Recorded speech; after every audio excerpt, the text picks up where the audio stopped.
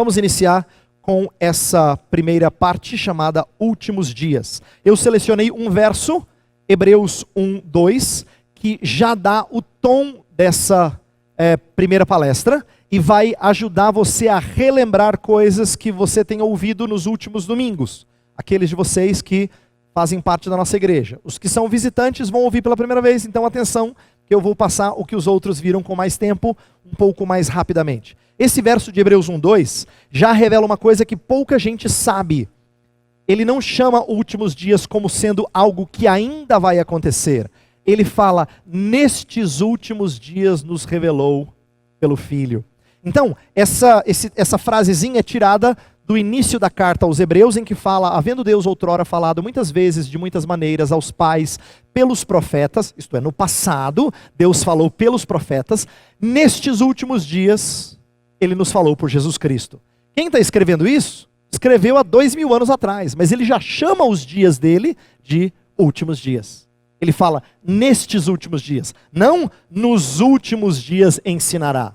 Nesses últimos dias nos falou pelo Filho. Então ele já está mostrando que a vinda de Jesus Cristo estabelece esse período chamado de últimos dias. Então é sobre isso que eu quero falar, é isso que eu quero explicar com um pouco mais de detalhe nessa primeira palestra, tá? Eu quero começar com algo que é fundamental e tem sido motivo de maior reflexão para mim e espero que seja útil a você, que é o seguinte: como é que nós enxergamos história?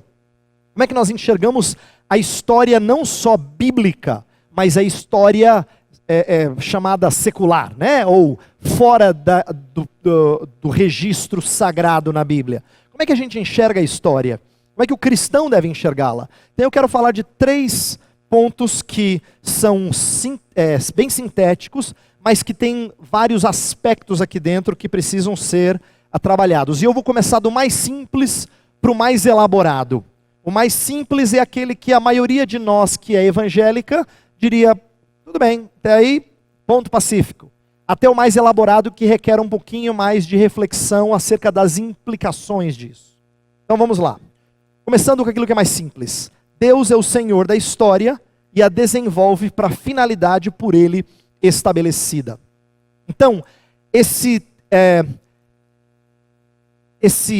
primeira premissa que eu digo que é simples, ela é simples porque quem conhece as Escrituras e crê no Deus das Escrituras, não nega que Ele controle a história, embora varie o grau com que as pessoas entendam esse controlar da história, tá?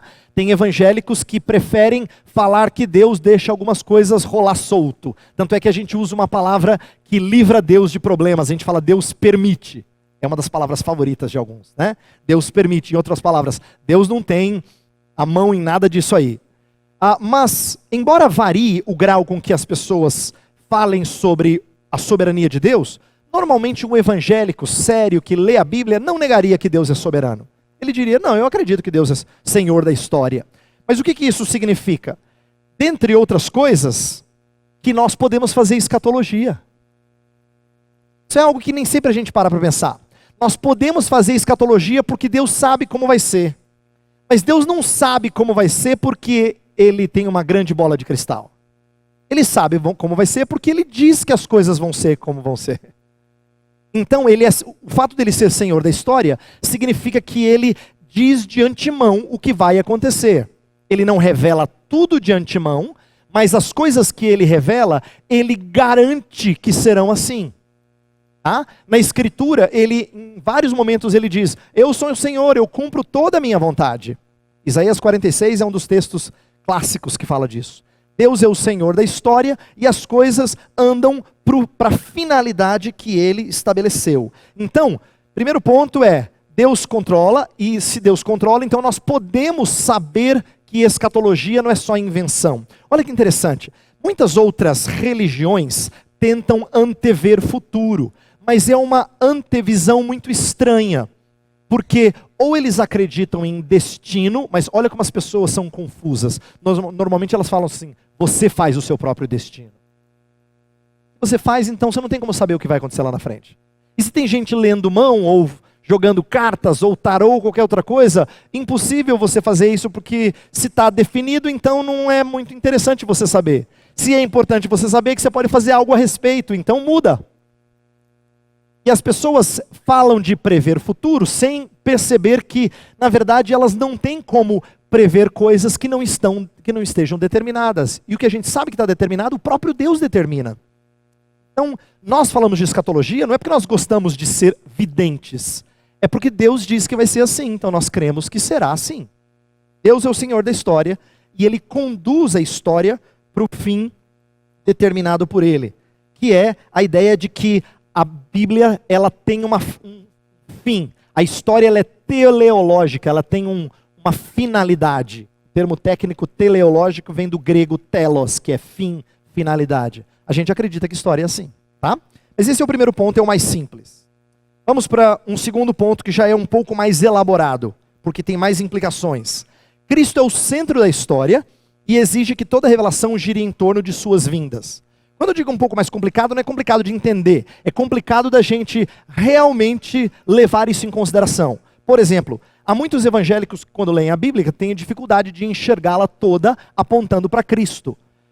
Fala-se muito sobre isso hoje na nossa igreja e em outros lugares que têm estudado a teologia reformada. Como Cristo é o centro da história, como Cristo é o personagem principal dessa história bíblica e que tudo caminha para Ele. Ok, mas o que nem sempre é enfatizado é que isso não significa somente o meio da história, isto é, a sua primeira vinda. Quando Ele viveu entre nós, foi morto numa cruz e ressurgiu. Essa é apenas parte da sua obra, não é toda a sua obra.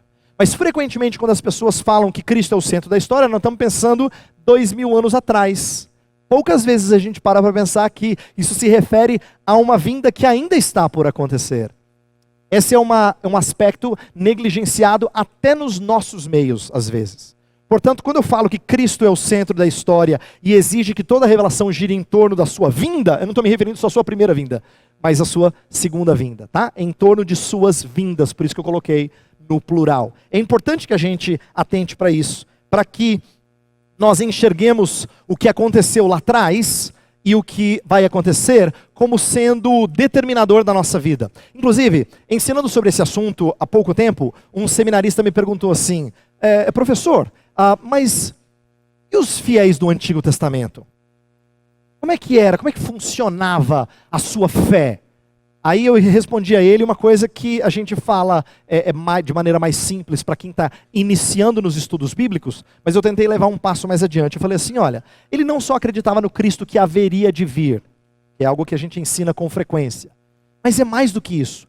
Deus deu a ele uma figura das coisas que envolvia tanto a primeira quanto a segunda vinda. Talvez ele não soubesse que seria uma primeira e uma segunda, mas ele estava crendo num Deus que restauraria todas as coisas. Essa era a figura que foi dada a ele. E ele foi desafiado a crer. Então, a fé no Antigo Testamento também tem a ver com as duas vindas. Mais ainda, presta atenção, foi aí que eu fui um passo adiante. Eu falei assim, fé em toda a Escritura sempre tem um referencial passado e um referencial futuro. Porque os fiéis do passado criam naquilo que Deus havia feito, mas criam que Deus ainda faria algumas coisas. Então se pergunta para um Abraão. Abraão teve que crer acerca de coisas que Deus prometeu a ele dar. Mas imagina o filho dele, Jacó. Jacó tinha que crer naquilo que Deus falou que faria para o seu pai. Mesma coisa com Noé. Noé Deus falou que a terra seria destruída, pois ele teria que crer que Deus faria de novo um início, como fizera no início da história bíblica, na criação. Então, o ponto é que todo personagem bíblico, em algum grau, precisa crer no que Deus já fez e no que Deus ainda fará. Fé sempre é assim. Ele tem um referencial passado, ele é direcionado para coisas que Deus já fez e para coisas que Deus ainda fará. Então, mesma coisa com escatologia. Escatologia diz respeito a pensarmos nas duas vindas de Jesus Cristo. Na que já passou e na que ainda vem. Tá? O terceiro e último ponto, que eu acho que precisa ser mastigado um pouquinho mais, é que a era vindoura já foi inaugurada, mas ainda não foi consumada. Eu tenho falado disso em domingos anteriores, por isso que para alguns de vocês já está começando a soar familiar. Mas para a maioria é muito estranho se eu dissesse assim que o futuro já é presente. É o futuro ou é o presente, Heber, que você está falando? Não, eu estou falando do futuro que já é presente. Não, me explica, você está falando do presente ou do futuro? Não, estou falando do futuro que já é presente. É estranho para a gente pensar nesses termos, mas a Escritura leva a gente a pensar que nós vivemos num tempo em que algumas coisas são do presente e algumas coisas são do futuro. Algumas coisas nós já antecipamos que é como se o futuro tivesse inundado a história e entrado para trás. E aí você já experimenta. Sabe quando criança quer pegar a comida que ainda está reservada para a noite? Ela está antecipando a festa. Deus falou assim, pode, tá bom? Ele antecipou a sua celebração. Ele deu a você e a mim coisas que na verdade não combinam com essa vida. Não é? Eu já dei exemplos passados, eu vou repetir alguns. Nós falamos o tempo todo que se você crê em Jesus, você tem vida eterna. Não combina com essa vida. Essa vida tem morte para tudo quanto é lado. Quem fala de vida eterna? Os médicos tentam, mas ninguém consegue esticar a vida indefinidamente. Você consegue esticar um pouquinho aqui, um pouquinho lá, você cuida da saúde aqui, você vai para o spa, você faz tratamento, mas todo mundo está sujeito à morte nesta vida. Né? Mas Deus fala, não, você pode ter vida eterna. Agora, não só depois, agora. Você fala, como? Vida eterna parece que não combina com esta vida rodeada de morte. Mas a Bíblia fala que quem crê em Cristo tem vida eterna. Então, vida eterna é um exemplo de coisa que é do porvir, mas que é inundada para o presente. E assim como vida eterna, outras coisas, como a realeza de Cristo. Né? A gente fala que Cristo inaugurou o seu reino. Mas não estou vendo. Esse reino, onde é que ele está? Não parece que Jesus assim está controlando o Brasil. Essa é a impressão que as pessoas às vezes têm. Porque parece que não combina com essa vida meio bagunçada. Mas a Escritura vai falar que tem realidades que são futuras que já se tornaram presentes, já inundaram o presente. É isso que eu quero dizer. Portanto, para fechar esse primeiro slide, quando eu falo que a era vindoura foi inaugurada, mas ainda não foi consumada, eu quero que você entenda que é isso que produz tanta inquietação às vezes no nosso coração. Porque se a gente começou a experimentar a festa antecipadamente, a gente tem às vezes impaciência para aguentar e perseverar num mundo que ainda não é festa. Que ainda é repleto de feiuras, de tristezas, de dores. A gente tem dificuldade. A gente luta porque nós experimentamos coisa boa, mas Deus fala assim, fique firme, agora, na vida presente. Né? E é isso que é difícil. Nós gostaríamos de ter todas as coisas de lá para cá, como bons ansiosos que nós somos. Mas Deus não promete isso agora. Ele já trouxe coisas que são muito boas, mas Ele não promete a plenitude dessas coisas agora. Por isso que nós somos desafiados em toda a Escritura a aguardar com paciência, a perseverar. Portanto, essa tensão de uma era inaugurada, mas ainda não consumada, então a gente vive, em alguns aspectos, numa outra era, mas vive nessa, é que é tão esquisito. Por isso que quando eu falo de era inaugurada, é assim, ó. Não pense que todo mundo vai entender você. Na verdade, a maioria vai achar você louco. Se você falar assim, não, mas a nova era já foi inaugurada, só não foi consumada ainda. Vai achar você doido. Por quê? Na verdade, muita gente não experimenta isso. E quem não experimenta isso não vê as coisas com os olhos que você vê. Parece que colocaram em você óculos cor-de-rosa. Vão achar que você está vendo coisa que não é real. Mas na verdade, quando a Escritura dá a você essa perspectiva, ela não tira você desta vida. Esse é um ponto importante para a gente ponderar. Deus não fala das coisas do porvir para tirar os seus olhos daqui. É para você ter ânimo, é para você ter expectativa, é para você ter a resistência para esta vida. Mas Ele não pede para você tirar os olhos daqui. Por isso que eu falo que a gente vive em dois tempos, por assim dizer. Em dois períodos. Quer ver? A Bíblia fala de dupla cidadania. Nós somos cidadãos celestiais, mas a gente precisa cuidar de coisas desta vida aqui. A Bíblia fala de preocupações materiais ou próprias dessa vida e preocupações que são eternas.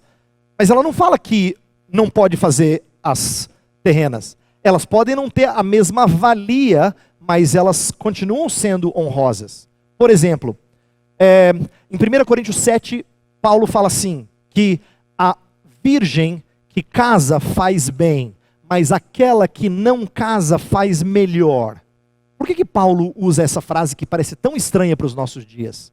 É que Paulo estava explicando que a mulher que resolve se casar, ela faz bem, porque casar é honroso, foi instituído por Deus. Mas quando ela casa, ela cuida das coisas do marido, do seu lar, e ela cuida das coisas do Senhor. Portanto, ela está dividida. É errado fazer isso de forma nenhuma. O que ele quis dizer é que nós acrescentamos responsabilidades. Nós nos tornamos atados a coisas que acabam nos prendendo. Isso não é tratado negativamente, é apenas para dizer que nós temos preocupações dessa vida. Não adianta eu dizer, agora eu sou de Jesus, ó, me esquece, viu? Não, não é verdade. Deus não tira você desse mundo.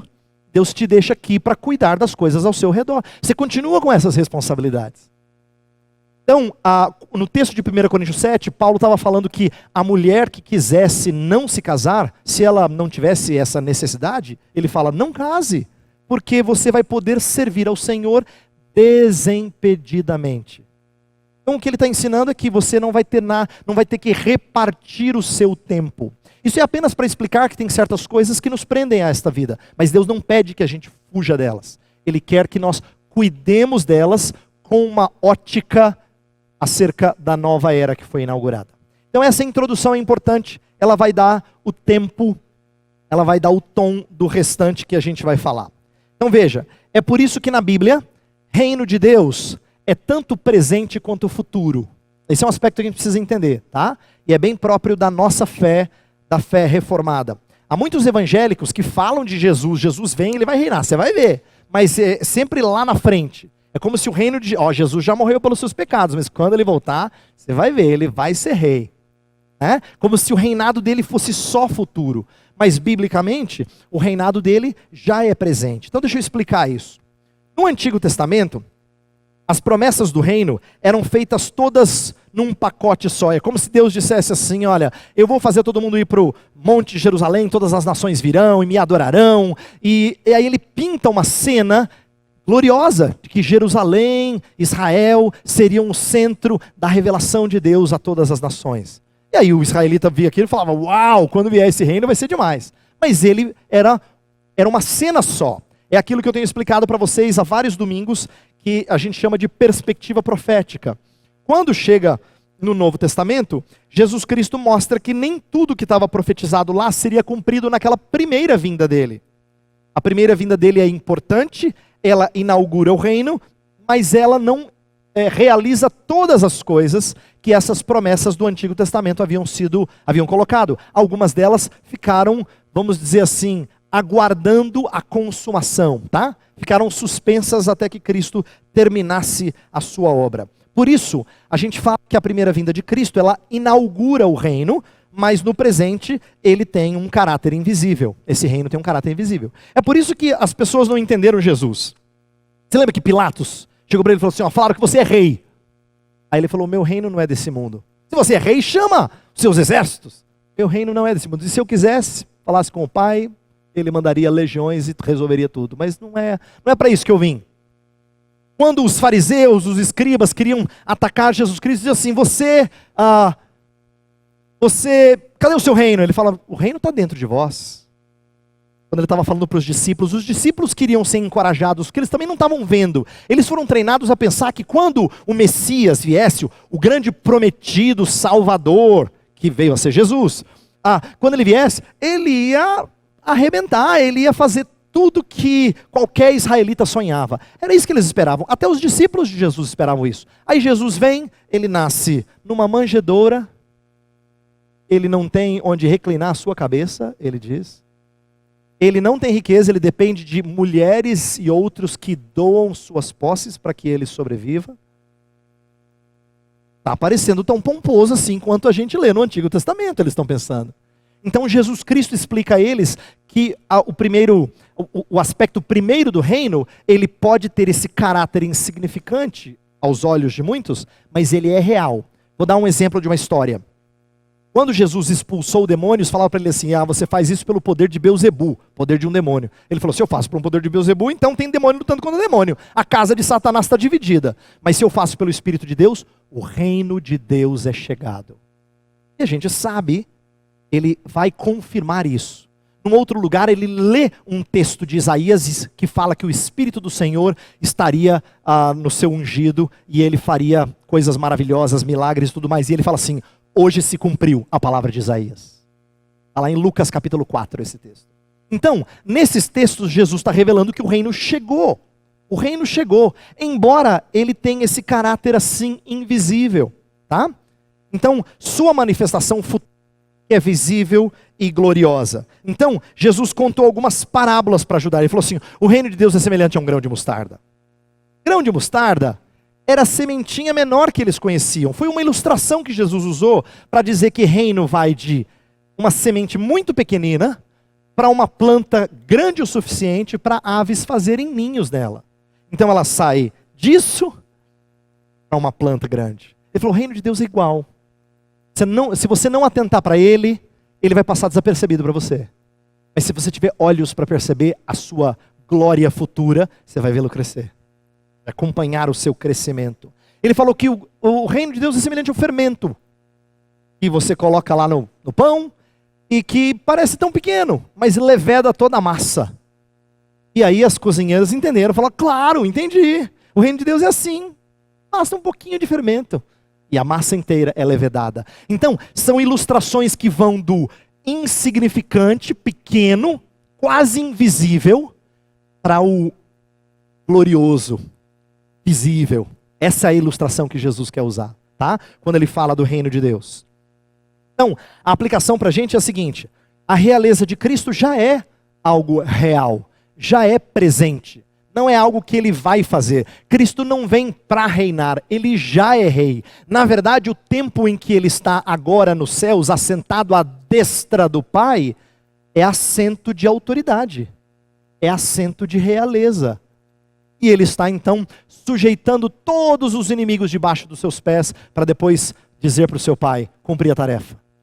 1 Coríntios 15 fala que ele, depois de sujeitar todos os inimigos debaixo dos seus pés, ele devolverá o reino ao seu Deus e Pai, para dizer, Pai, cumpri. Então, a ideia é que Cristo já reina e ele já tem subjugado inimigos. Isso é importante porque, embora nós aguardemos a vitória plena, nós já somos vencedores. Aí vem esse aspecto que eu já contei antes, já expressei sobre o tal do já e do ainda não. Já é verdadeiro que Cristo reina, embora ainda não seja tão visível para os homens. Um dia o será. Tanto é que se na primeira vinda ele entrou desapercebido, poucos foram visitá-lo, na segunda vinda a Escritura diz que todo olho verá. Então, as duas vindas são muito distintas, embora o Deus Salvador seja o mesmo. Tá? Elas são distintas porque uma passa quase desapercebida e a outra tem caráter público. Ela é manifesta de forma gloriosa e muito evidente. Mas, veja só, se nós cremos que a primeira já teve esse grau, essa força de realeza, então a gente aguarda o final da história já vencedor. Não temos que esperar isso acontecer.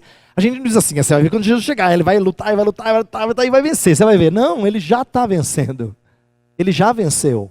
Diz a Escritura em Colossenses 2,15 que ele expôs principados e potestades ao desprezo, triunfando sobre eles na cruz. Ele já venceu. A cruz que pareceu derrota para alguns, na verdade foi vitória de Cristo. A ressurreição foi vitória sobre a morte. Então a Escritura apresenta a primeira vinda como sendo vitoriosa e o seu reino como sendo já inaugurado. Então isso ajuda a gente a fugir dessa ideia de que reino é só futuro, tá? É importante a gente destacar isso e a gente ser lembrado de que já é presente. Se já é presente, então eu tenho que entender como eu me porto. Então agora, antes de ir para o próximo slide, uma última aplicação, presta atenção. Eu digo que já é inaugurado, lembra, a nova era já foi instaurada, mas não consumada. Esse equilíbrio é muito bom para a gente não cair nos dois extremos muito comuns entre evangélicos e outros chamados cristãos hoje em dia. Porque alguns já querem tudo tanto agora, que eles querem ter céu na terra, como a gente fala de maneira bem popular, né? Eles querem todas as bênçãos de Deus agora. Esses são repletos de já e carentes de ainda não, entendeu? Tem muito já na teologia deles. Eu quero as bênçãos de Deus já, eu quero ser curado já, eu quero riqueza já, eu sou filho do rei, então eu quero tudo já. E tem aqueles outros crentes que são contrários. Não, nada disso não. Teologia pentecostal não entra na minha igreja não. E quando Jesus voltar, ele vai reinar, você vai ver. Agora ele está lá aguardando o tempo dele. Quando for o tempo dele, ele vai voltar, ele vai reinar, você vai ver. E normalmente quem pensa assim, tem uma visão muito pessimista sobre o que a igreja faz e como ela se porta até lá. Porque não importa, quando Jesus voltar é que ele vai botar tudo nos eixos. Então, o que tem acontecido entre evangélicos, normalmente é um dos dois extremos. Ou você quer tudo agora, e quem quer tudo agora quer fazer do Brasil algo diferente na força da política, por exemplo. Ou através de entidades governamentais. Ele quer realizar a redenção agora. Esse é otimista demais. E outros que dizem, não, é que você tem que olhar lá para frente. Esses normalmente são desconectados do salgar a terra aqui, porque eles se esquecem e jogam tudo para ser realizado na segunda vinda, esquecem do que já foi realizado na primeira vinda. Então o ponto que eu quero colocar é que nós cristãos não podemos ser nem otimistas demais, nem pessimistas demais. Nós temos total segurança de que ele já veio, já reina e tudo vai se consumar, como ele falou. Mas ainda não é mar de rosas, está mais para mar de espinhos. Por isso que eu sei o meu lugar e sei aguardar a redenção de todas as coisas. É isso que eu quero dizer por equilíbrio, tá? Nós vivemos entre pessoas que pendem ou para um lado ou para o outro. Sempre você tem um amigo, um parente, alguma pessoa que logo vem à sua mente, que é ou festeiro demais, né? É otimista demais, ou ele é muito derrotista, ele acha que tem que aguardar tudo explodir mesmo, porque não tem jeito, viu? A gente conhece pessoas assim. E o evangelho não nos permite ir nem para um extremo nem para o outro. Pois bem, o nome dessa palestra é Últimos Dias, porque um dos pontos importantes que eu quero olhar agora, textos com vocês, é que essa expressão é uma expressão muito usada nas Escrituras. Então eu vou pedir para você acompanhar, eu vou fazer a leitura por uma questão de todo mundo ouvir, mas eu quero que você acompanhe a leitura de alguns desses versos que eu estou colocando aqui. Os profetas ansiavam por redenção nos últimos dias. Então veja só, começando com Isaías 2, versículo 2, olha o que ele fala acerca desse tempo que ainda viria. Isaías 2:2. Nos últimos dias o monte do templo do Senhor será estabelecido como principal, será elevado acima das colinas, e todas as nações correrão para ele. Veja, quando Isaías recebe essa palavra do Senhor, Jerusalém não é assim tudo de bom. Jerusalém ainda é uma nação assim, pouco expressiva no cenário mundial. Mas do jeito que está colocado aqui, nos últimos dias, Deus vai trazer todo mundo. A ideia é de que todo o povo de Deus será alvo de atenção. Tá? Então, a gente vai explicar um pouquinho melhor o que significa algumas dessas profecias. Por hora, eu quero que você entenda que a expectativa é nos últimos dias. A expressão, nos últimos dias vai acontecer isso. Você viu como é que Isaías começou? Nos últimos dias. Mesma coisa com Jeremias. Olha que interessante, Jeremias 49, 39. Jeremias é um profeta que vivia num tempo muito ruim de pecado do povo de Deus. E ele, portanto, acaba tendo que proferir muitas palavras de juízo. E ele profere palavras de juízo não só contra o povo de Deus, mas contra nações vizinhas. No capítulo 49, ele estava falando de Elão. Aí ele diz assim, contudo, versículo 39. Restaurarei a sorte de Elão em dias vindouros. A expressão é últimos dias, declara o Senhor.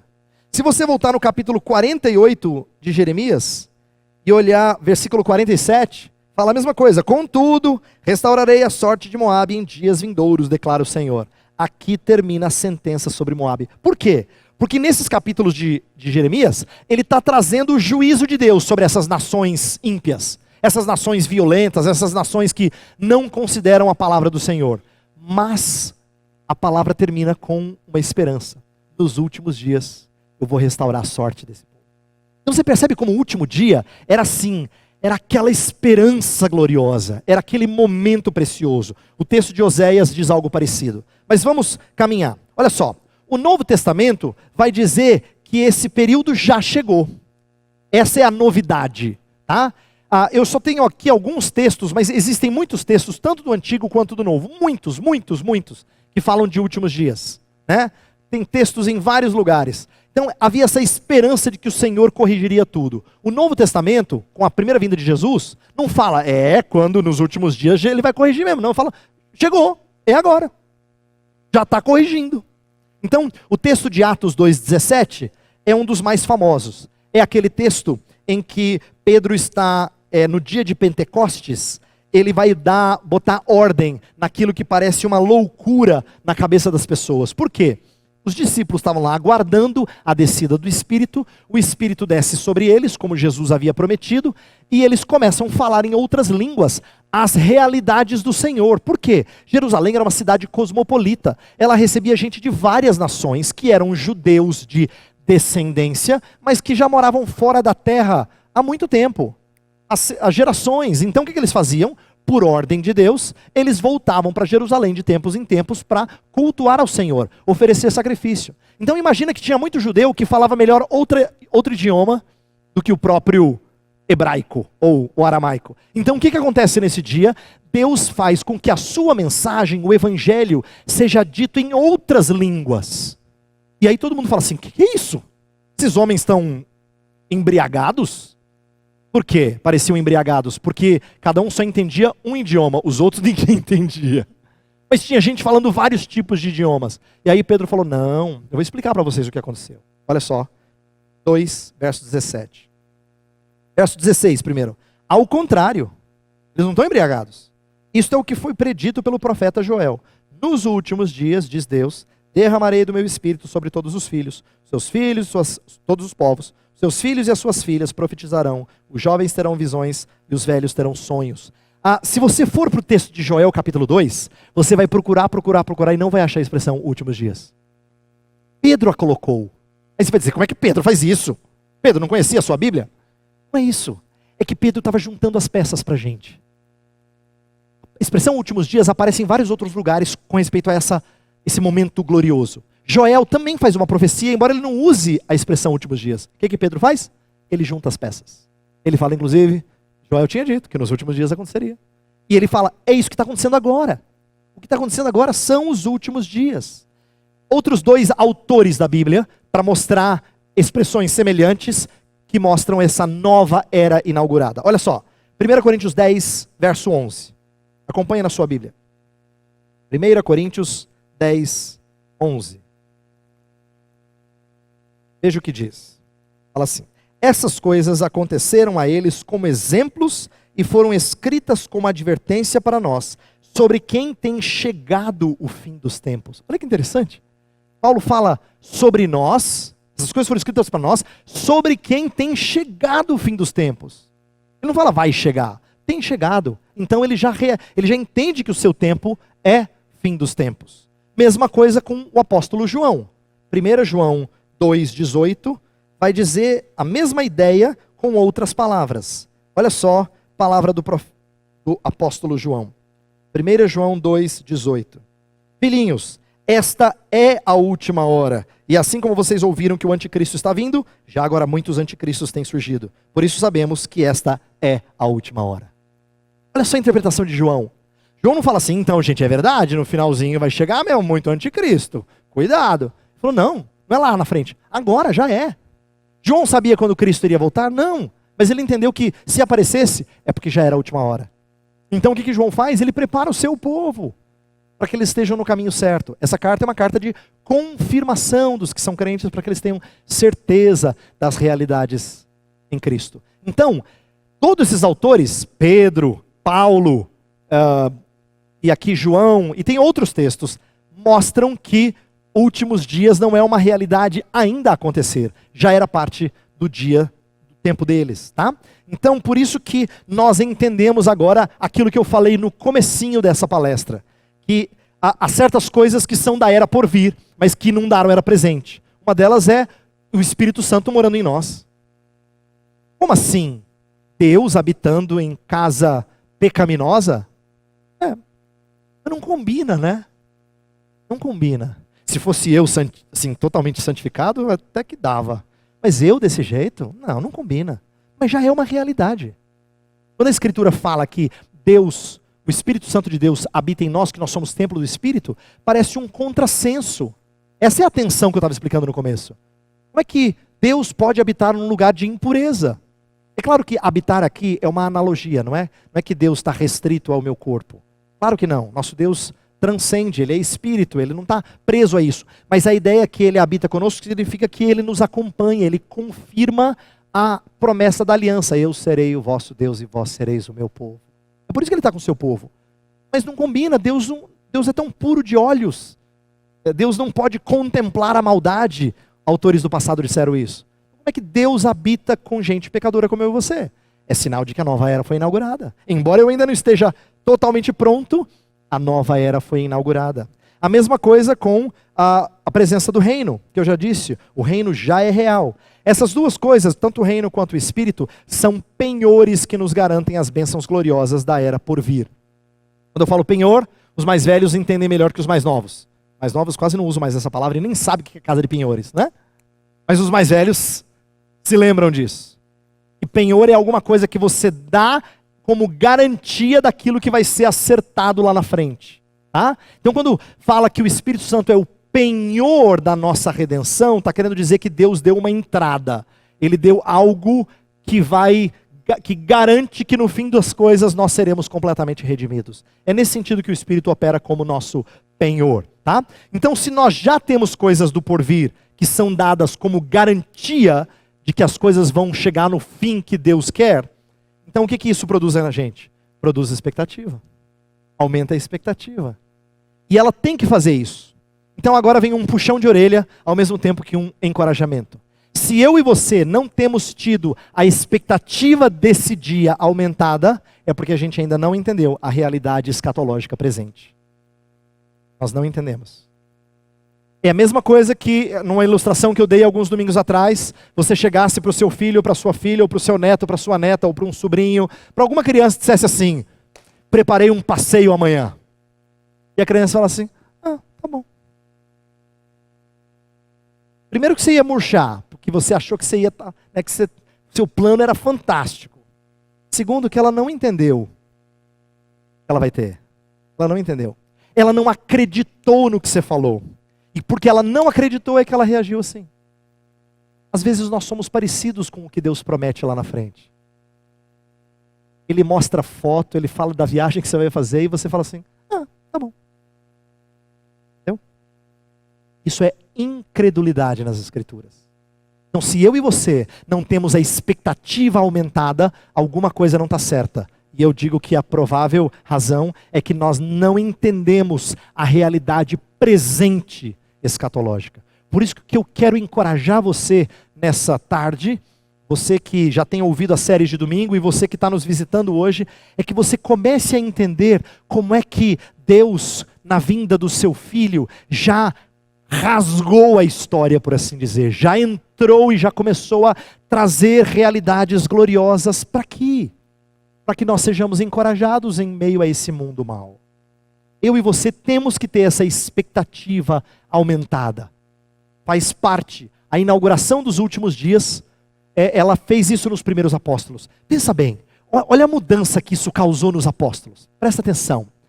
Esses caras que no início de Atos estão pregando e 3.000, 4.000, 5.000 acrescentados, você fala, esses caras são bons. Eles são os mesmos que estavam morrendo de medo quando Jesus foi entregue para ser morto. Os mesmos.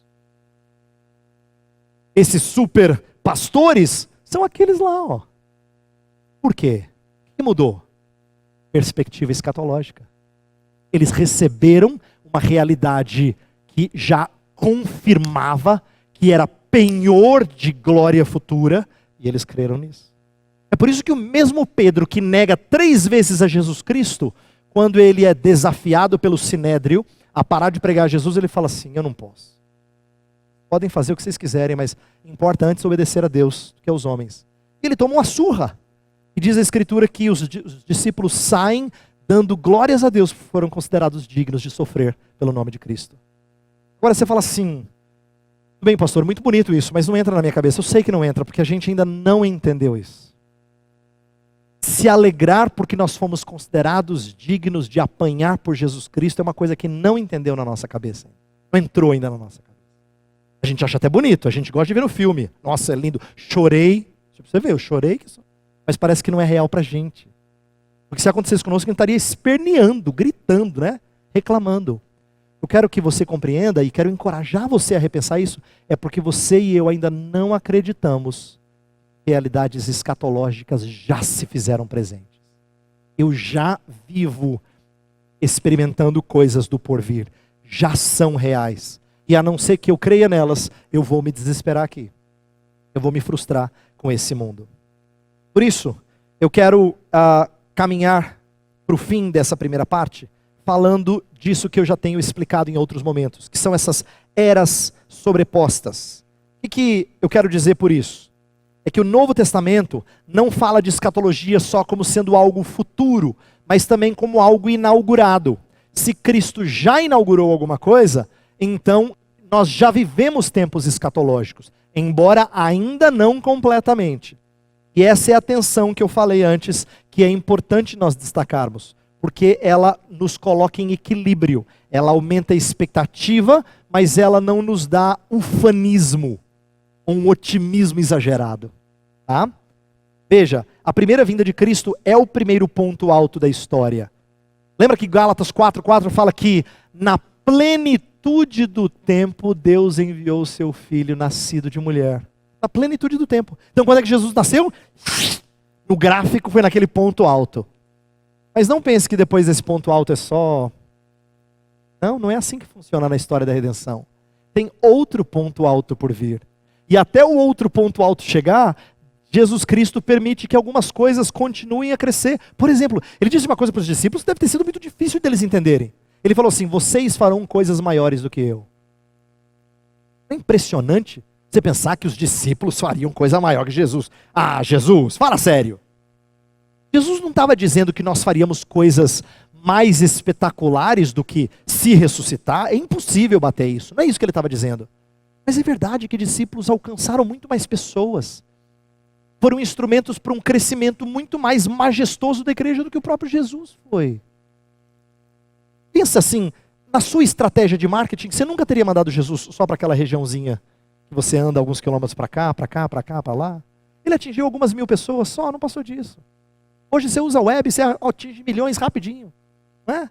Jesus podia ter usado um meio mais. A gente pensa assim, mas não foi assim que Cristo quis. Ele veio de forma bem singela e deu na mão de discípulos bem perna de pau. Ó, vocês vão fazer coisas ainda maiores do que eu. E eles fizeram. Porque eles acreditaram na realidade escatológica já presente. É isso que fez com que eles avançassem cada vez mais adiante. Então, Gálatas 4:4 é um texto. Abra comigo em Hebreus 9:26. Hebreus 9:26 é um outro texto que também fala de últimos tempos, mas curiosamente não fala de últimos tempos no futuro, fala de últimos tempos como presente. Olha só, Hebreus 9:26 diz assim: se assim fosse, Cristo precisaria sofrer muitas vezes desde o começo do mundo. Mas agora ele apareceu uma vez por todas, no fim dos tempos, para aniquilar o pecado mediante o sacrifício de si mesmo. Olha só, chamam a primeira vinda de Jesus de fim dos tempos. Porque é a realidade escatológica adentrando a nossa história.